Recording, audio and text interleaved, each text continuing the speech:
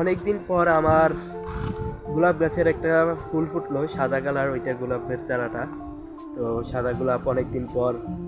তো একটা কথা কি, যে ফুল সুন্দর, গোলাপ ফুল আসলে অনেক সুন্দর, তবে এই ফুলটার মূল্য সবাই দিতে জানে না। মানে ফুলটাকে মূল্য দিতে কেউ অনেকেই জানে না। এটা একটা ভালোবাসার প্রতীক, মানে এটা দিয়ে ভালোবাসা প্রকাশ করা হয়।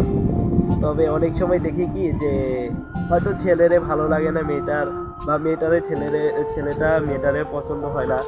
তো তারা কি করে, ফুলটা দিয়ে যদি দেওয়া হয় তাহলে এটা ছুঁড়ে ফেলে দেয় বা পা দিয়ে মাটির সাথে মিশে ফেলে। এটা আসলে করা উচিত না।